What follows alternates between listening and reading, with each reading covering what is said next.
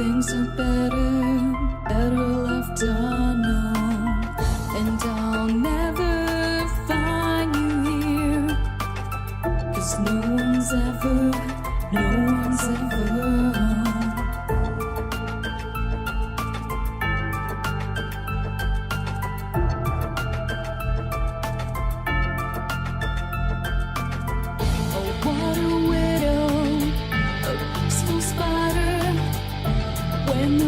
is clean, she's a sneaky hider. Hide the lies and the alibis. Oh, what a sinner. Is it in her?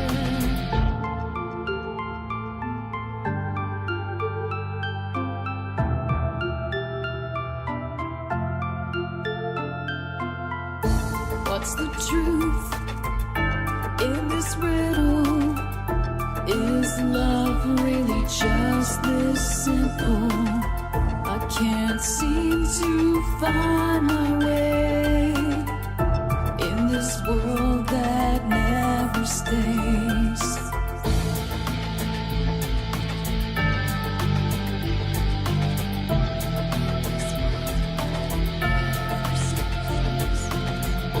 What a widow, a peaceful spider. When the glass is clean, she's a sneaky hider. Hide the lies and the alibis. What a sinner. Is it in her?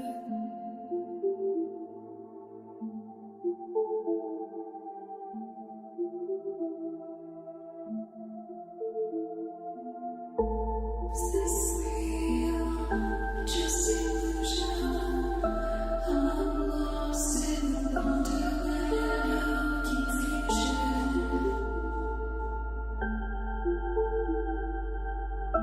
I'm lost in the wonderland of confusion. Is this real or just illusion? Manifestation or a dark delusion? Is this real or just illusion? I'm lost in a wonderland of confusion.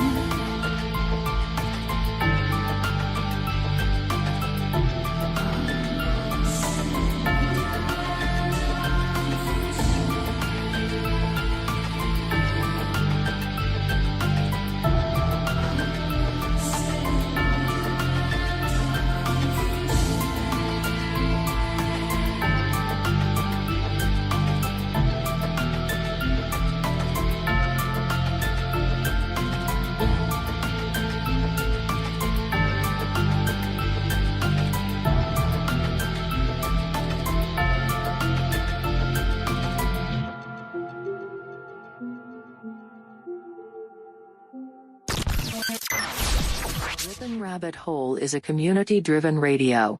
At times the community comments may reveal prejudices and other beliefs that we or our sponsors do not condone. Views or opinions expressed by the community, callers, or guests, are those of the individual speaking and do not represent the views or opinions of this site. Ripon Common Sense content is intended for mature audiences only. Enjoy.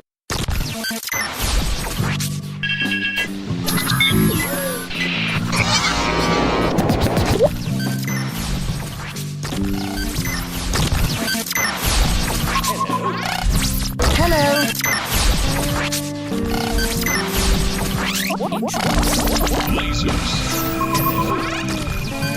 Hello.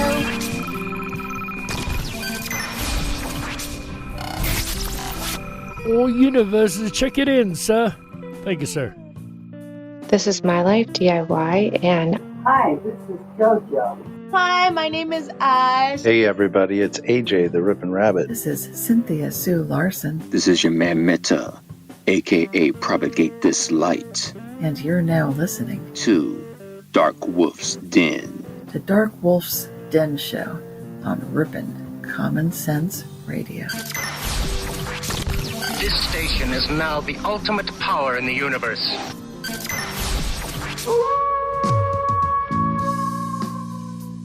Are ghosts real?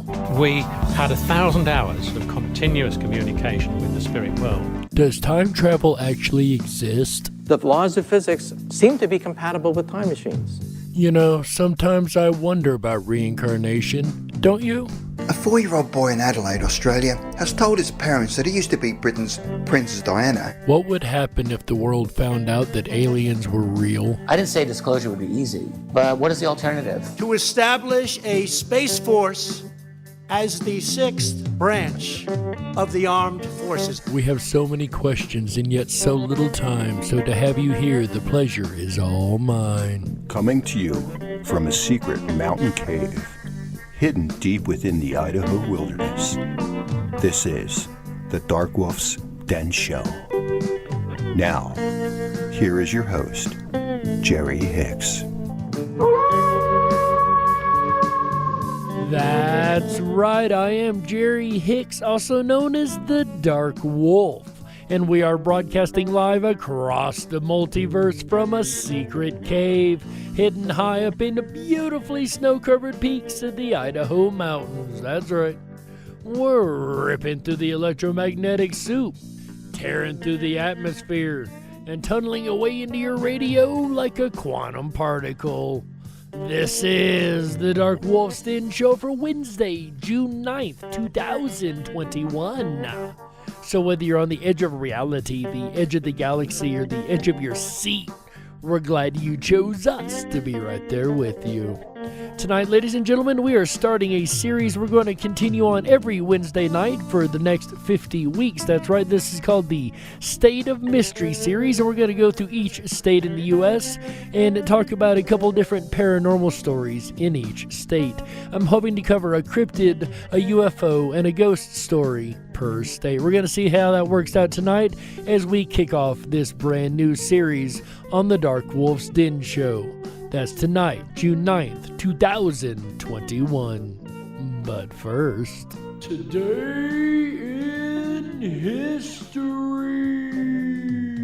That's right. On this day in 1869, pharmacist Charles E. Hires sells his first root beer in Philadelphia. That's right, a drink that I to this day cannot get enough of. And that is today's Today in History. I don't know, I love me some root beer, but what about cream soda? I like me a good cream soda every now and again too, right? What do you guys think? What do you like better, root beer or cream soda, right? 1 in the chat for root beer, 2 in the chat for cream soda, 3 in the chat if you just don't even drink any of that mess, right? While we're speaking of Alabama tonight, you know, I was raised in the South, and another thing that I love is the Southern cooking, right? Which brings us to our next segment. Say what? Our quote today, ladies and gentlemen, says, "You can say a lot of bad things about Alabama, but you can't say Alabamans as a people are unduly afraid of deep fryers. In the first week at the creek, the cafeteria served fried chicken, chicken fried steak, and fried okra, which marked my first foray into the delicacy that is the fried vegetable." And that comes to us from novelist John Green in the novel Looking for Alaska. Say what? If you haven't fried a vegetable before, you have not lived, especially if you have not had fried okra. I won't eat okra any other way, that's right. And tonight, of course, we're talking about a state that loves their fried okra a lot. I know you guys down there in Alabama love it because I'm from your neighboring state, Tennessee, and I spent a lot of time down Alabama way, and I've had quite a few fried okra dinners down there. So I know you guys love your fried vegetables. That's right, ladies and gentlemen. And tonight we are going to be talking about Alabama. We are going to start digging into the state of mystery. That's right. I've been working this idea around in my head for a little while, and I figured we would go through the United States, and every single state has some paranormal something about it, right? Every state has a ghost story. Every state has a cryptid. Every state has a UFO story.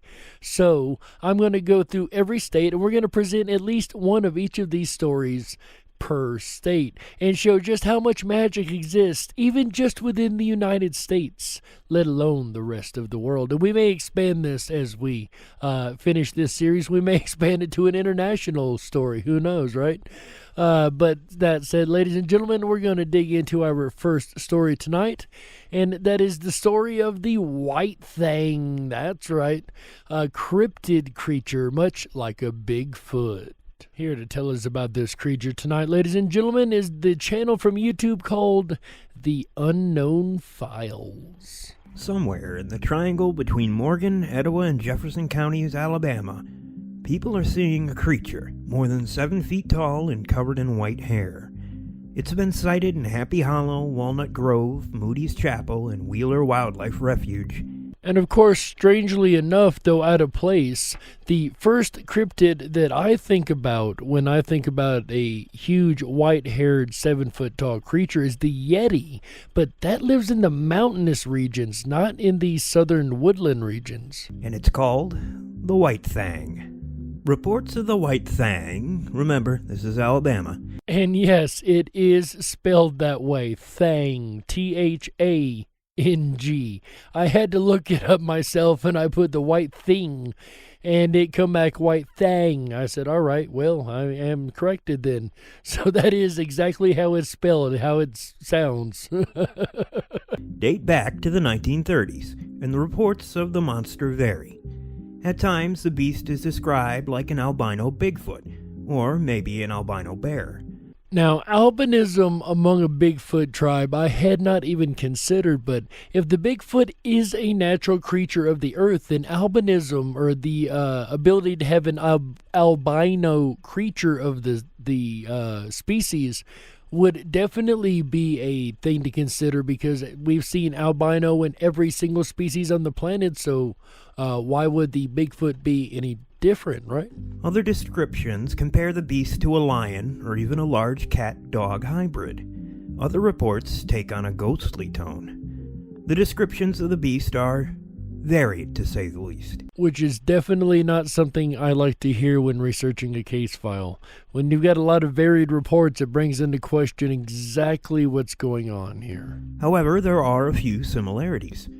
The creature always appears to be covered with long white hair, but overall witnesses did not seem to be frightened of the sight of the wild thing, or of the things that it did. The thing that they were afraid of, though, is its screech.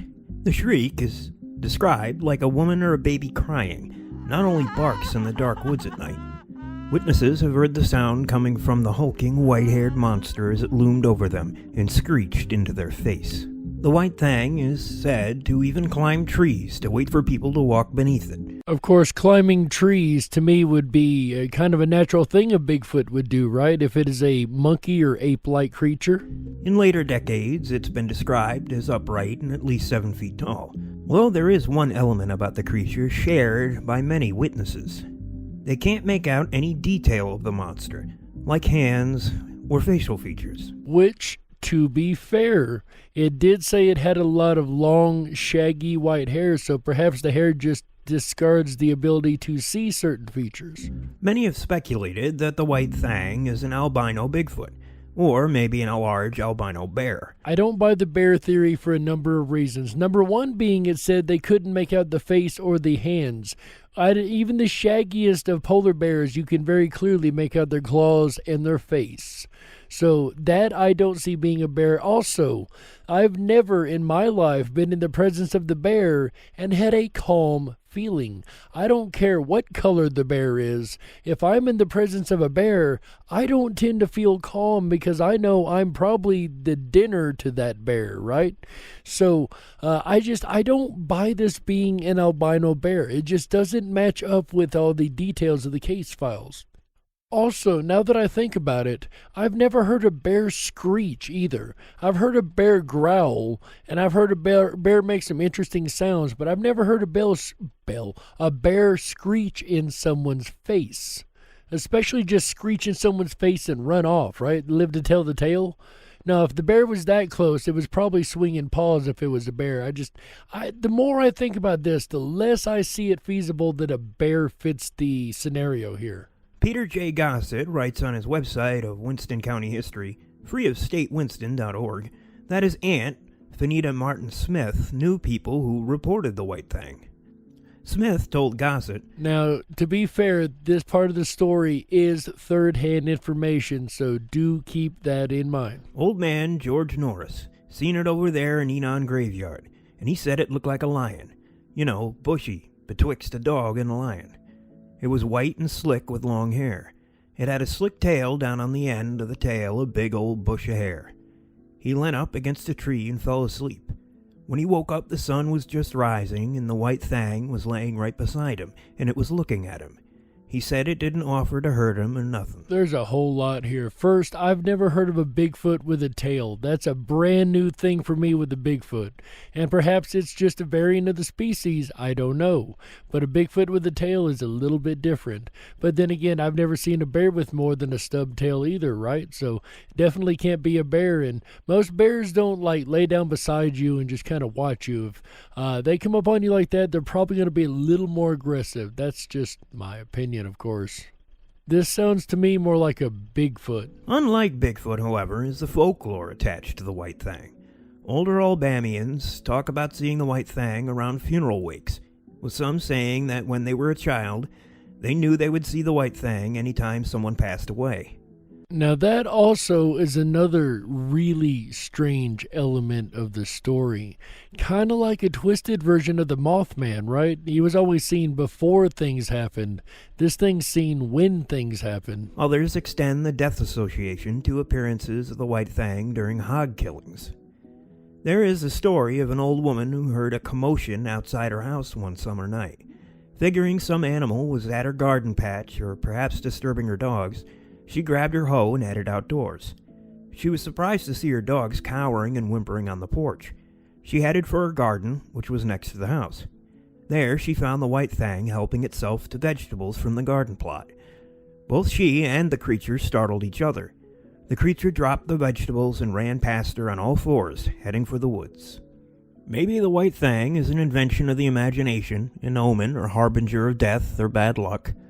Maybe it was created to help make sense of the world long ago, passed down until it became part of the local legends and lore. We can speculate all day, but one thing is for sure, in Alabama, there's a White Thing running around somewhere. And next up, ladies and gentlemen, Alabama also has its own version of UFOs. That's right. They've got the same thing that Colorado has, and that is cattle mutilations. There's been quite a few cattle mutilation stories, especially in the 90s, that have come out of Alabama. The first documented incident of cattle mutilation was reported on October 20th, 1992 in Alabama by an Albertsville cattle farmer, John Strawn. The animal was discovered in a wooded area of Mr. Strawn's pasture by a neighbor who found the animal dead, lying on its side.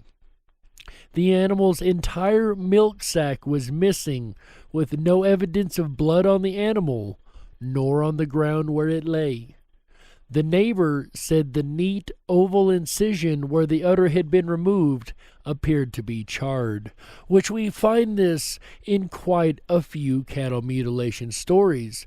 Number one, the lack of blood in the animal or in the crime scene whatsoever. Next, we have the neat incision that is laser precision, and from the evidence of charring, most likely a laser used. Other farmers in Albertville area said soon started reporting similar cases over the next 2 months. The same organs were reported missing, though what was taken varied from animal to animal. In many cases, the rectum had been cored out neatly, with no evidence of blood or fluids present. And once again, how can you cut anything open without the presence of blood? That is impossible by standards that we know on this planet. On female livestock, the organs had been removed in an identical fashion with clean, bloodless incisions. You can guess which organs were removed from the female. And I'm just going to leave it at that. But it was removed with a very clean bloodless incision once again, which is pretty well a word we hate to use on this show, but impossible. Yep, that's right, I just cussed. On male livestock, the organ had also been removed, again in an oval bloodless incision. Now that's interesting too. And we find in a lot of abductee cases they removed certain organs from the patients, like the eggs and the male reproductive materials, if you will.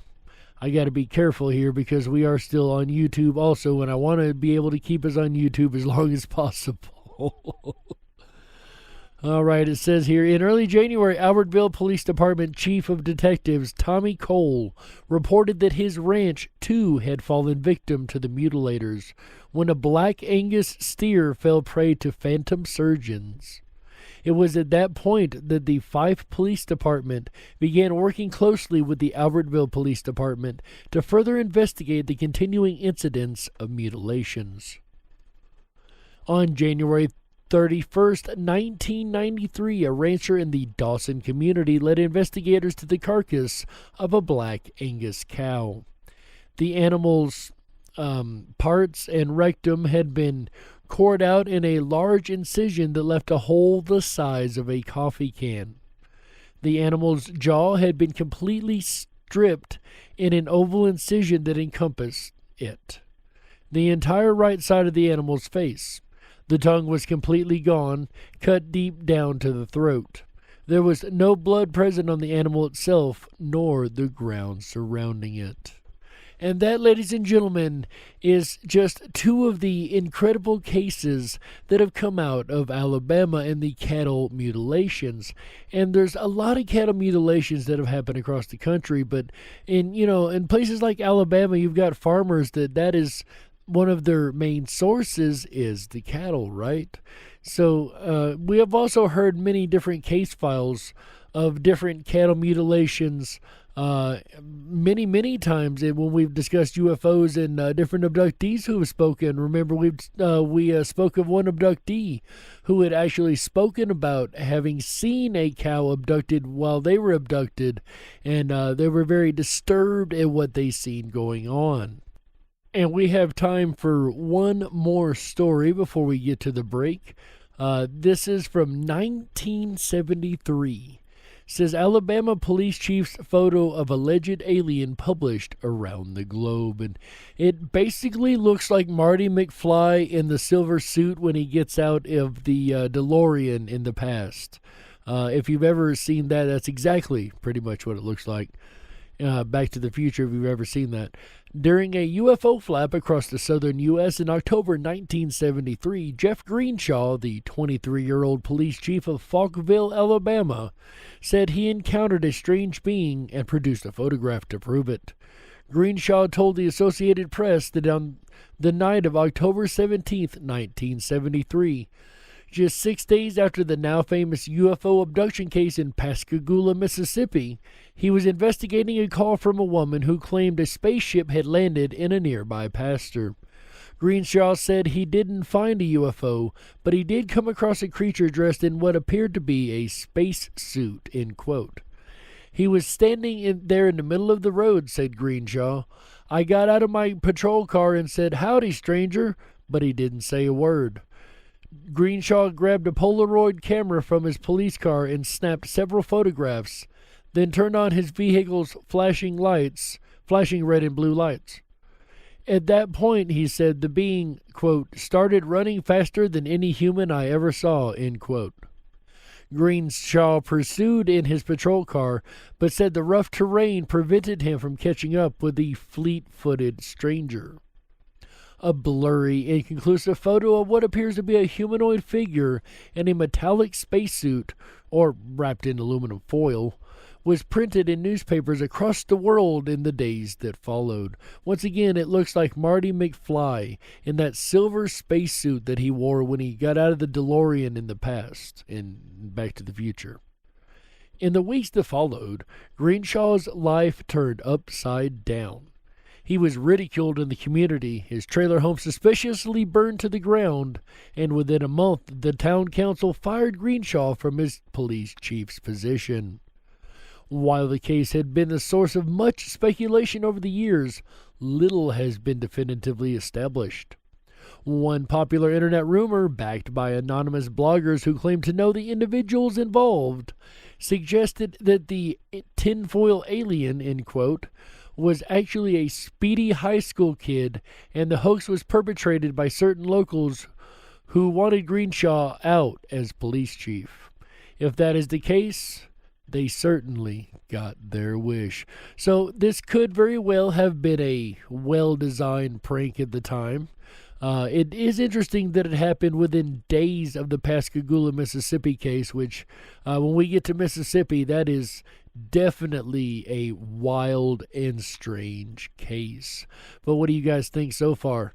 Alabama has some very intriguing case files so far, and we haven't even got into the ghost files yet. It looks like I was wrong, and we have time for yet one more case file. That one was a little shorter than I expected it to be, and this is called the Cloverdale, Alabama Spotlight Phenomenon. And I just hit the wrong button and spun myself to the bottom of the page, so let me scroll back up here and see what we got. A spook light is a type of rare luminous phenomena that frequently reported as a bright yellowish-orange ball of pulsating or flickering light about 1 to 3 feet in diameter and floating across open fields or above forests in sparsely populated areas.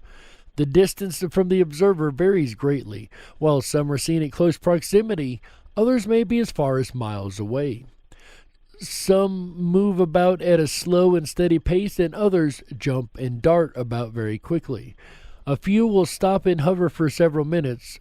For reasons unknown, a high percentage of spook lights have been seen in the vicinity of railroad tracks. These orbs are not reported as being solid objects, and I've actually seen one of these on a video just bouncing around a railroad track. It was called ball lightning on the video, and perhaps that's what these spook lights are, right? Nobody really knows. Spook lights have been seen in numerous locations in the U.S. for many years, and some of the more publicized areas include Marfa Lights, Marfa, Texas, the Brown Mountain Lights in North Carolina, Searcy, Georgia, and Gordon, Arkansas. And I don't know why it brought this up because I don't see. Okay, Alabama has one called Cloverdale, I guess. One location where this is very active spooklight area is northwest Alabama. Here we go. Laurendale County, near the small town of Cloverdale. Based on historical data as well as a contemporary sighting, the overall size of this area where this phenomena has been seen appears to be about 15 miles long and 3 miles wide. The area begins outside Lexington and extends to a short distance west of Cloverdale. Inside this area appears to be very few specific paths or corridors where the vast majority of spook lights are seen. There appears to be a few very specific. I really screwballed that sentence, didn't I? The path that appears to be the most active extends from St. Florian to Cloverdale, which is less than 10 miles and 1 mile wide. And part of the path near Cloverdale is very active. It is rare, but has happened, for a CLS to be seen other than on its path. Of course, I think they mean Cloverdale's light. Some spook light phenomena, but I'm just guessing here at this point. Basically, the spook lights. The available evidence seems to suggest that this is one of the best places in the U.S. to observe these wondrous balls of bright yellowish-orange pulsating light. One reason this area may be unique is that these luminous orbs are seen with much frequency. While an observer may spend an evening in one of those pockets and not witness a spook light, on another night at the same place the observer may view 3 or 4 of these bright orbs. In one case, 2 men observed 8 spook lights in one night. Some were in sight for just a few seconds, and 3 of them were in plain sight for a total of about 10 minutes. Another reason this is an excellent place is the size of the spook lights. Hundreds of witnesses have reported observing these large of yellowish-orange balls of pulsating light, typically describe them to be very bright and about 8 feet in diameter. Most spook lights reported in different locations are less. this is one reason why they were years ago called lantern lights, because they were about the size and brightness of a lamp. And with that, ladies and gentlemen, we got to leave it right here, and we will be back with the second half of the Dark Wolf's Den Show after these messages. Don't you touch that dial. That's right. We gotta stoke the fires and run off the men in black. Don't touch that dial. We'll be right back. Ow! That's right. That howl means your weekend has begun. Hi, everyone. It's AJ, the Ripon Rabbit. Are you enjoying tonight's Jerry Hicks Dark Wolf Den Show, the State of Mystery, Alabama? I know I am. If you haven't done so already, please make sure to thumb up that video. Hit that subscribe button and ring that bell. You'll get our notifications every time we go live. We're here every Wednesday, Thursday, Friday, Saturday, and Sunday nights, bringing you the very best of Common Sense Radio, the Ripon Rabbit Hole. Jerry Hicks and the Dark Wolf's Den Show will return again tomorrow night, Thursday, June 10th. Starts at 7 p.m. Pacific, 10/9 Central. Come along with him as he howls at the multiverse theory. Ooh, I'm excited for that. I'm looking forward to it. And then Friday night, June 11th, Destination Vacation. That's right. Come along with me through the rabbit hole as we look at some of the top vacation destinations around the world. Then Saturday night, June 12th, salespeople. You either have it or you don't. Some people are natural-born salespeople, and some people are natural-born sales prospects. Come along with me Saturday night. We'll identify the two. Then we're going to end out the weekend right together Sunday night with a unique broadcast, perhaps a radio first, an interactive live magic show is going to take place Sunday night. Come along with me, invite your friends, your family's friends, as I'm going to be in need of several volunteers Sunday night as I bring to the airwaves, perhaps, potentially, a radio first in a live interactive magic show. There's going to be audience participation, illusions, magic, and mystery. What a wonderful way to end out the weekend right together. Sunday night starts at 7 p.m. Pacific, 10/9 Central, as all shows do. I'm excited and looking forward to bringing you my interactive magic show starring famous magician, world extraordinaire, AJ, the Ripon Rabbit. I made up the part of world extraordinaire myself. Quite proud of that. If you haven't done so already, please hop on over to the riponrabbithole.com. That's RIPONRABBITHOLE.com. There, you can sign up for your exclusive Backstage Pass. It's going to give you unfiltered access down the rabbit hole where the conversation continues. It's a lot of fun. You can set up your own profile in our exclusive social media network. You can join groups. You can post news items and topic suggestions, as well as the Backstage 24/7 VIP chat lounge. A lot of fun. We'll return to tonight's topic, the State of Mystery, Alabama, for tonight, Wednesday, June 9th, with your host, Jerry Hicks. Now back to the Dark Wolf's Den Show. You're listening to the Ripon Common Sense Radio Network.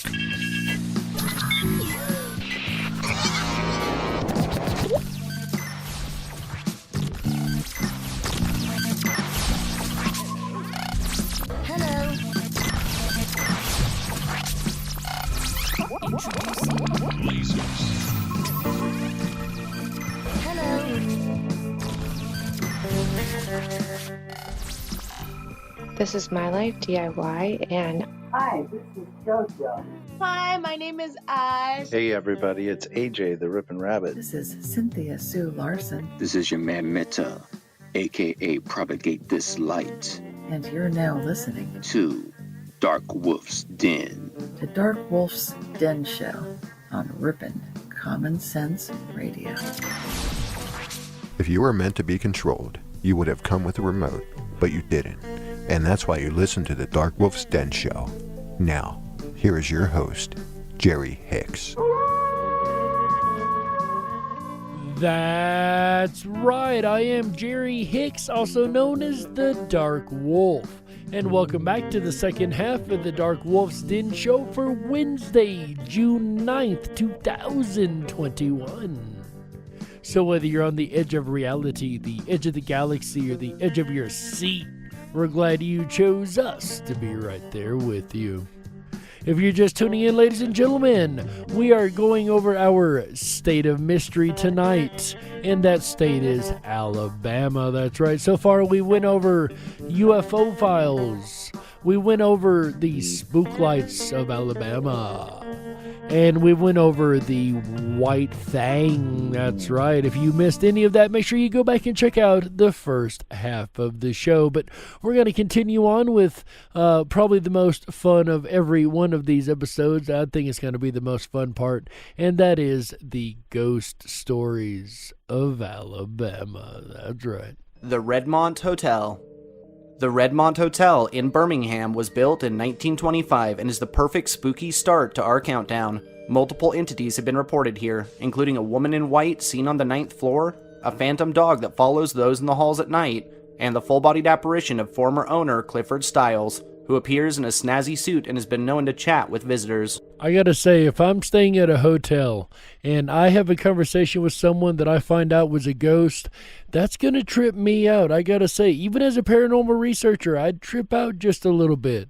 That would be kind of crazy. But then again, in my regular 80-hour-a-week job, I work as a desk clerk in a particular hotel, and I wonder how many guests that I've run into that were actually ghosts, right? Who knows? That's kind of a creepy thought now that I think about it. Back to the Alabama ghosts. The most famous apparition cited here is that of Hank Williams, who was a frequent guest in life. See, now I'm going to have to find my way down to this hotel, right? Just to see if I can spot Hank Williams. See if I can have a conversation with Hank Williams. Someday, when I make it back to the South, I'm stopping by this Rendlesham Hotel. You guys have my word on that. We're going to do an investigation there. It may take a couple years, but eventually we're going to get there. Sturtevant Hall. Sturtevant Hall in Selma was completed in 1865 and, much like Stephen King's The Shining, plays host to a pair of ghostly little girls that appear together, often holding hands and playing in the yard. Okay, I'll give it to Alabama. They got some creepy ghosts. The Shining ghosts? The girls from The Shining are real? Are you kidding me? Also reported are doors opening and closing on their own, rocking chairs rocking by themselves. And as we know, those are very common instances in a lot of haunting cases. Multiple orbs caught in photographs. Okay, I've always been on the fence with the orb phenomena. Perhaps we're going to have to cover that one night. That is one thing that I'm not 100% either way on, whether it's spiritual or dust particles. I'm not saying it's either. Don't get me wrong, I'm not poo-pooing it. I just don't know how I feel about it one way or the other on that one. But when you stack it on top of the other evidences, then it has a little more impact, right? Strange, shadowy figures in the halls at night, and the distinct feeling of being closely watched. And that's something else I want to touch on really quickly. This is one of the reasons I believe that spirits and ghosts are the same thing as saying the soul or consciousness. I believe they're all one in the same, and here's why. Because we've already established many episodes ago, back at the beginning of the year, that we all know that we can feel somebody staring at us, right? We can sense when somebody's eyes are on us. Well, when you can sense that a ghost's eyes are on you, that means you can sense their consciousness viewing you. You feel like you're being watched, right? How many times have you heard a ghost case that the person said they felt like they were being watched somehow, but there was nothing or no one there, right? So many times in cases.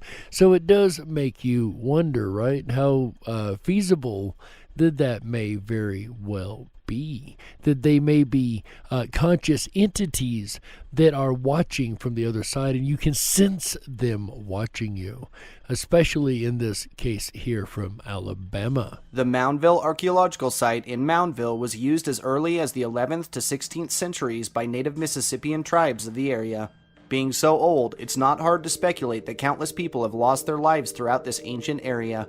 You know, that's something I'm going to have to look into. How many archaeological sites have reported strange activity?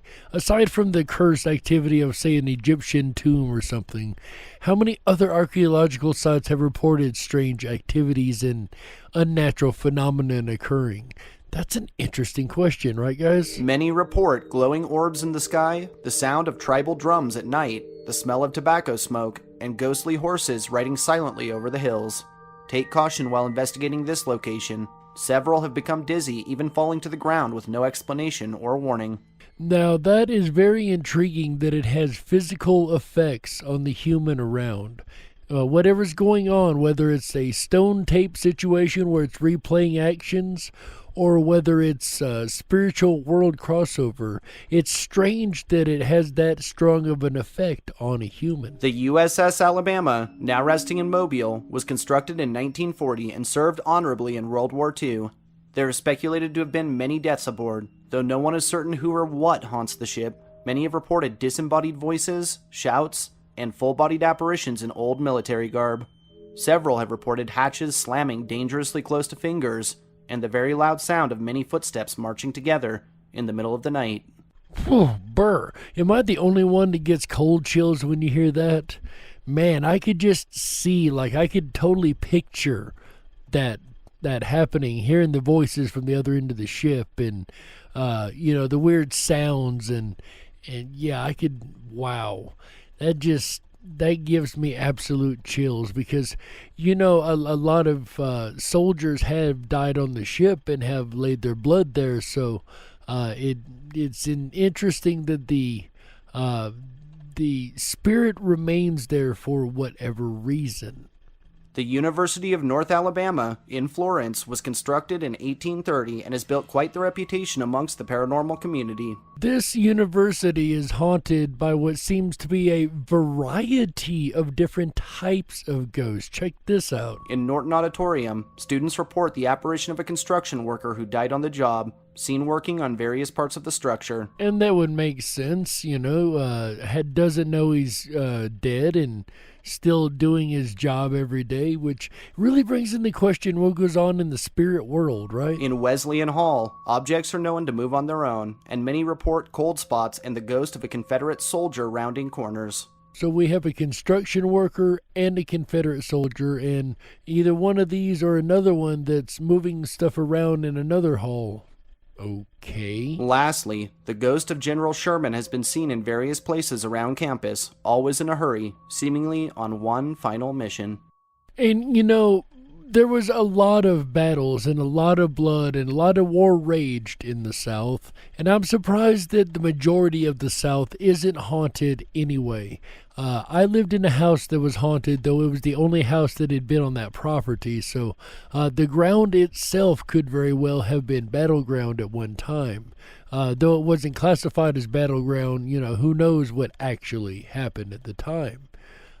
With that said, it's not the only place that I've heard different ghost battles. In Tennessee, there's a Fort Donelson that has been known to have different ghostly appearances happen. We'll discuss that when we get to Tennessee. We got a long way to go before we get there. But in Alabama, there's another fort that also has some ghostly appearances. Fort Morgan in Gulf Shores was finished in 1834 and was built on the site of the previous Fort Boyer. It withstood heavy attacks in 1814 and held its ground throughout the years. Many have reported extreme cold spots, the smell of gunpowder, the sound of musket fire, and disembodied military commands shouted across the grounds. The most famous apparitions here are those of a mysterious soldier seen patrolling the grounds, and a pair of dark shadows that has been known to chase any who cross their paths. And as we're going to find as we go across this series, I have a feeling that these battlegrounds are going to be some of the most heavily haunted places in each state. That's a bet I'm willing to put on the table now. I don't know how right I am. Of course, I haven't went and looked at all the stats and states, so we'll have to see as we go along, but I have a feeling that's going to be the case, more so than not. The Forks of Cypress in Florence are the surrounding structure and all that's left of what used to be a cotton plantation until it burned to the ground in 1966. Now privately owned, this patch of land also holds the Jackson Ford Ghost Bridge, which used to be open to the public. Many reports have sprouted up over the years, including ghostly singing around the bridge, wisps that dart between the trees and pillars, disembodied voices, and the odd feeling that the area is coming to life after dark. The most terrifying story from this area involving a visitor being attacked by a living tree. I'm sorry, wait, what? Can you repeat that last part? I'm not quite sure I correctly heard what you just said. The most terrifying story from this area involving a visitor being attacked by a living tree. You mean like an ent from like the Lord of the Rings, right? A living tree. I know people have said trees are alive, but I don't know about being attacked by a living tree. Then again, I've been attacked by a couple of trees in my time, but I was usually running through the woods when they smacked me in the face, so I was asking for it, to be fair. But for real though, I mean honestly, to be attacked by a real living moving tree?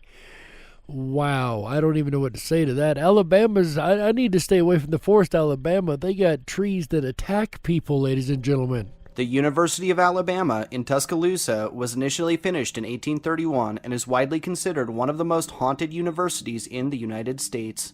And why is it considered one of the most haunted universities in the United States? In the Marion Galloway Theater, the spirit of Marion herself can be sighted sitting through performances. In the Roundhouse, 3 ghostly Civil War soldiers who were ambushed here often appear, shocking visitors. The spirit of a tall apparition in a Confederate uniform has also been sighted stalking the grounds, especially when it's foggy. And former university president General Josiah Gorgas is commonly seen around his old house and has been known to chat with passerbys. Now, I find it intriguing that is twice tonight that we've heard a ghost story about a leader who was still seen stalking the grounds and interacting with people years after passing away. Once again, I think I would trip out if I found out I just had a conversation with a ghost. What about you guys? The Sloss Furnace in Birmingham was built in 1881 and, in its earlier days, was run by James Slag Wormwood. He was known for working employees nearly to death and only hired desperate men, placing them in hellish conditions in the belly of the furnace, where temperatures reached well over 120 degrees. They were then forced to work ungodly hours with no breaks or lunches, and it became not all that uncommon for workers to find their peers dead at their posts. These conditions continued until, one day, Slag mysteriously became dizzy while crossing the catwalk above the large furnace and fell in, melting into nothing. The strange part about this was that Slag never, under any circumstances, went above the furnaces, but after his treatment of the workers and reputation, the case was dropped, no tears were shed, and no questions asked. Though it's widely accepted now that the workers threw him in. And this is actually one of the most famous haunted places in all of Alabama. This is the one that came up first when I first put this in the Google question, or the DuckDuckGo, actually, search engine. Those brave enough to investigate the Sloss Furnace report a wide range of terrifying manifestations, including electronics going dead within minutes, witnesses getting shoved by what feels like invisible hands, and doors and hatches slamming violently. Many have cited the full-bodied apparitions of workers appearing slightly zombie-esque as they frantically tend their tasks from life into all eternity. But why are these worker spirits trapped here, you ask? Local legend states that they're being held there by the spirit of, you guessed it, James Slag Wormwood himself, who appears as a disturbing and angry spirit with badly burned skin hanging from what's left of his body. This apparition has been known to be extremely aggressive, and any lucky enough to explore the Sloss Furnace should take extreme caution. With the severity of hauntings reported throughout the building and the fact that they've led to actual physical harm, it's no wonder we chose the Sloss Furnace as our pick for the most haunted place in Alabama. And I cannot disagree. Ladies and gentlemen, this is the YouTube channel, The Speakeasy, by the way, over on YouTube. Do go over and give them a sub if you enjoyed what you heard them display here tonight. With that said, ladies and gentlemen, we went over quite a few paranormal activities that have occurred in Alabama, in the state of mystery. You guys like this series so far? I do hope so. And I hope you look forward to our going down this list. We're going to go alphabetical down the list, state by state, and explore the different paranormal regions of each state. But in the end, ladies and gentlemen, all you can do is look at the case files, apply a little common sense, and you be the judge.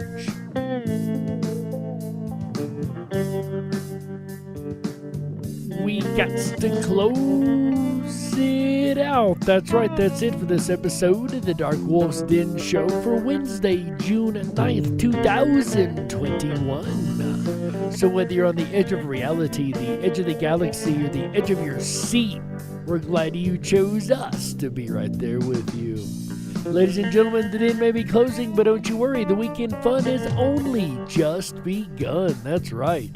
We will be back tomorrow, Thursday, June 10th, 2021, 7 p.m. Pacific, 10/9 Central, for an all-new episode of the Dark Wolf's Den Show. That's right.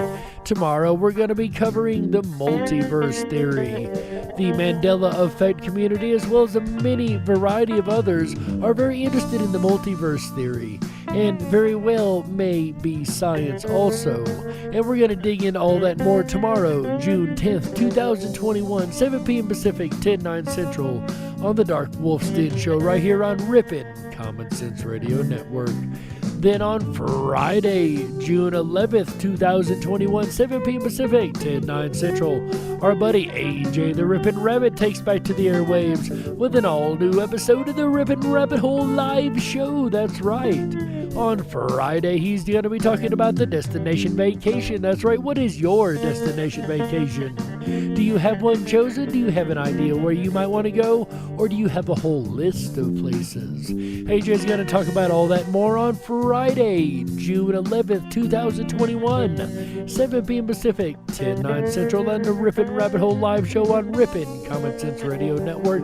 All shows here on the network start at 7 p.m. Pacific, 10/9 Central, like the one on Saturday, June 12th, 2021, where AJ the Ripon Rabbit's going to be talking about salespeople. That's right.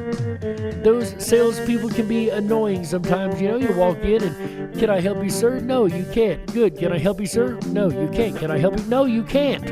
I'm kidding. I've never had that experience, but salespeople, ladies and gentlemen, Saturday, June 13th, 2021, 7 p.m. Pacific, 10/9 Central.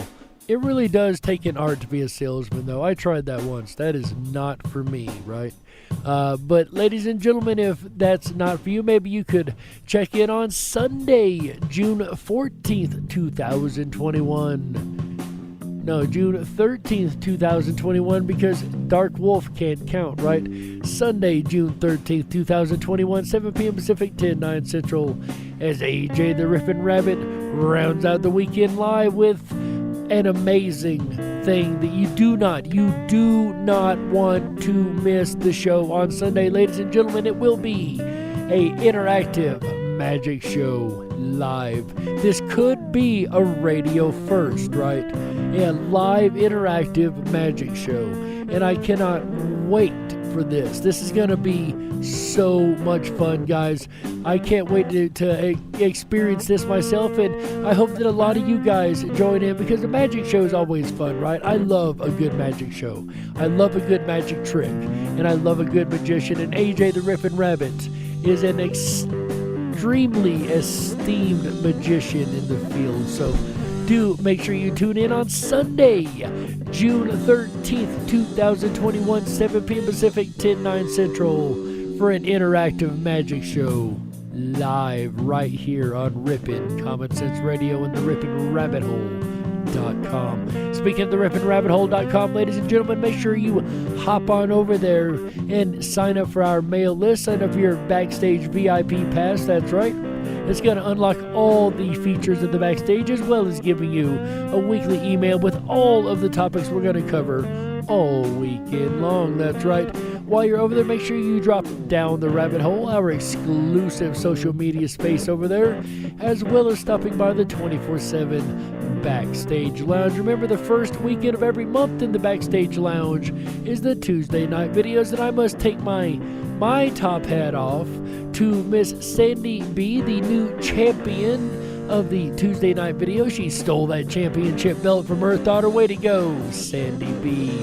As well as CSN, the host of Tuesday night videos, as the champion of the Fantastic Fun Show for the month of June. That's right. Ladies and gentlemen, I love hanging out over at that 24/7 Backstage Lounge. It's where you're going to find a lot of fun stuff like the Tuesday night videos, as well as amazing conversation with a good variety of people back there. So we cannot wait to see you, where I'm going to go right after the show here in just a couple moments, and I'll see you there. That's right, ladies and gentlemen. And with that said, on behalf of AJ the Ripon Rabbit, Chick Mandela Effect, Michael Musco, Wald House, Tom Bayless, and this incredible music. Get it, Tom? If you're looking for a custom soundtrack for your next project, make sure you contact Red Shed Studios and Tom Bayless. Information in the description below. That's right. On behalf of all these folks, ladies and gentlemen, as well as our amazing mod team on YouTube, and everybody involved in Riffin' Common Sense Radio, my name is Jerry Hicks, also known as the Dark Wolf. And remember, until next time, stay awake, but dare to dream. Good night, everybody. Yeah, that's right.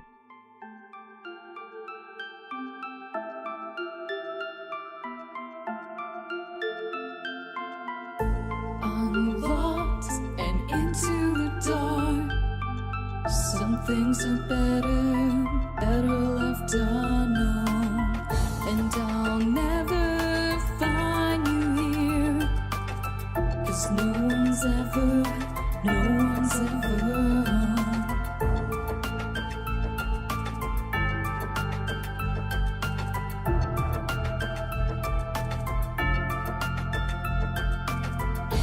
What a widow, a peaceful spider.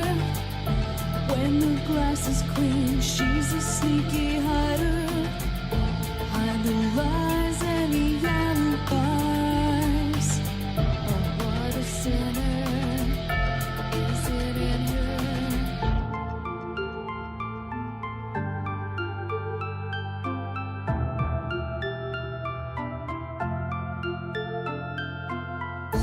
What's the truth in this riddle?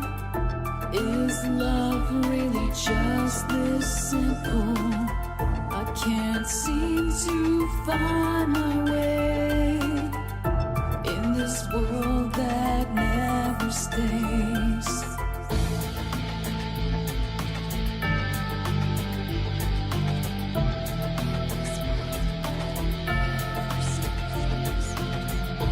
What a widow, a peaceful spider.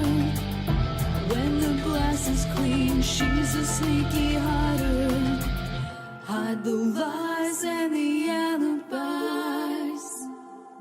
What a sinner. Is it in her?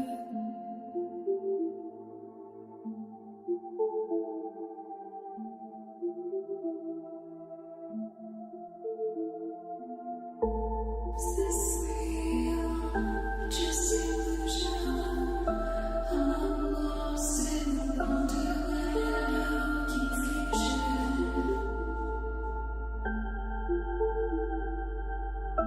I'm lost in the wonderland of confusion. Is this real or just illusion? Manifestation or a dark